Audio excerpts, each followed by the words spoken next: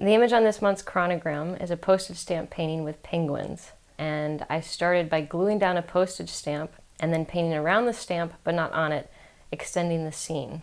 I've always loved this stamp. It comes from a series of Polish stamps that all have a sea creature on it. About 20 years ago, somebody had given my dad an envelope full of foreign stamps that he didn't want, and he gave them to me.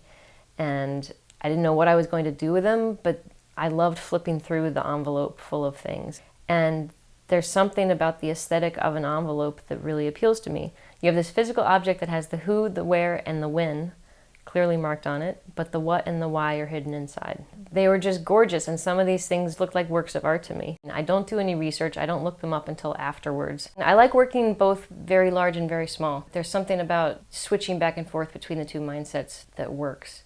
I believe that some of our first exposure to art is actually in children's books. It's the first time that you're looking at a two-dimensional image and expected to read something from it.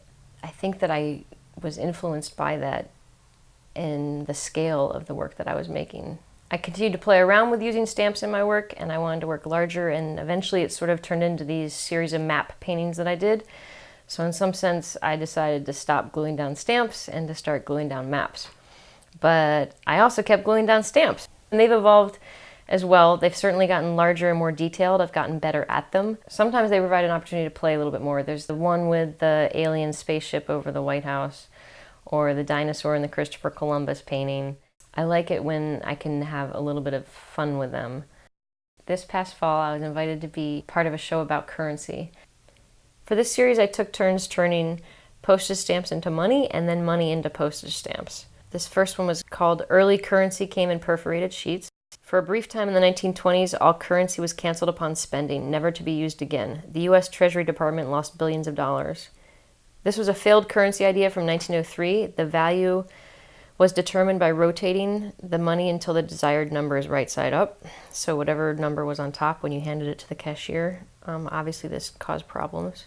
In this painting, I took a piece of a dollar bill, turned into a postage stamp, and this painting is called Insufficient Postage, Returned to Center. Somebody tried to mail something to the Federal Reserve. This painting is the Ear of Providence.